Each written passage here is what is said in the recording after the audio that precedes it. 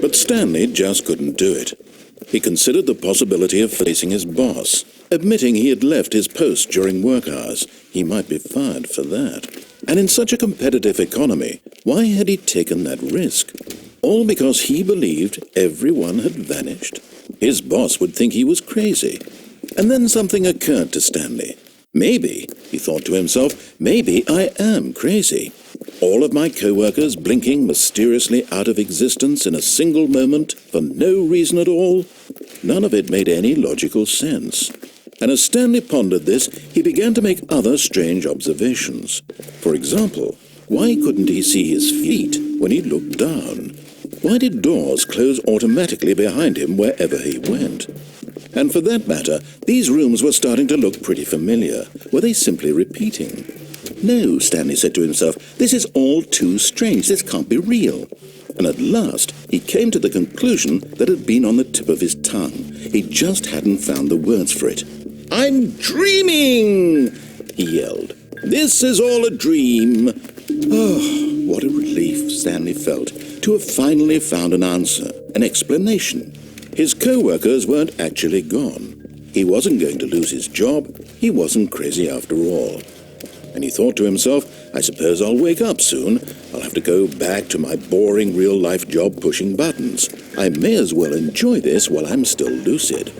So, he imagined himself flying and began to gently float above the ground.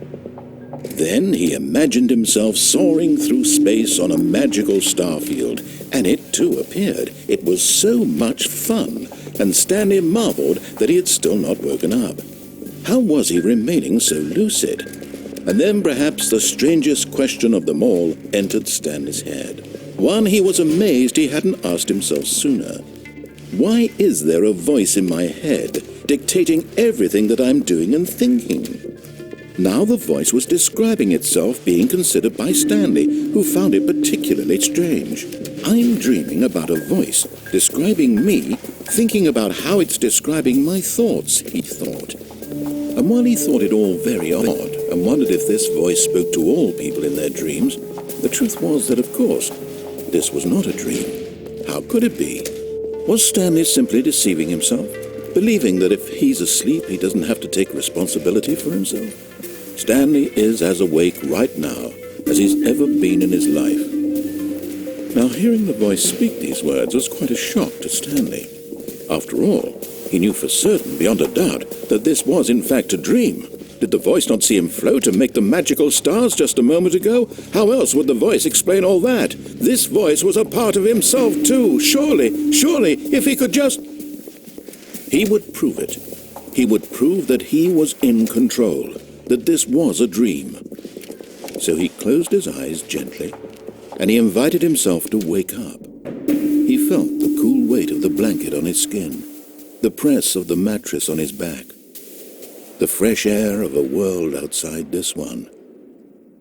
Let me wake up, he thought to himself. I'm through with this dream. I wish it to be over. Let me go back to my job. Let me continue pushing the buttons. Please, it's all I want. I want my apartment, and my wife, and my job. All I want is my life exactly the way it's always been. My life is normal. I am normal. Everything will be fine. I am okay.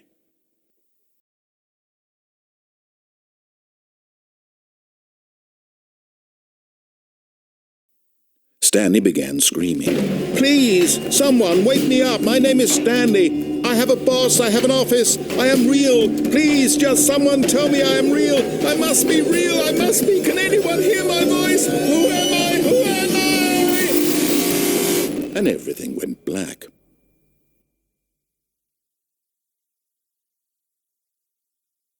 This is the story of a woman named Mariella. Mariella woke up on a day like any other. She arose, got dressed, gathered her belongings, and walked to her place of work. But on this particular day, her walk was interrupted by the body of a man who had stumbled through town talking and screaming to himself, and then collapsed dead on the sidewalk. And although she would soon turn to go call for an ambulance, for just a few brief moments she considered the strange man. He was obviously crazy, this much she knew. Everyone knows what crazy people look like.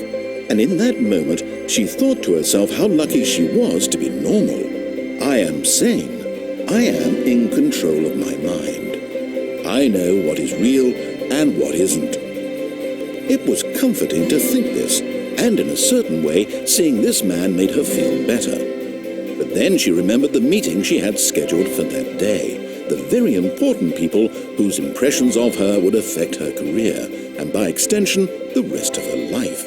She had no time for this, so it was only a moment that she stood there, staring down at the body. And then she turned and ran.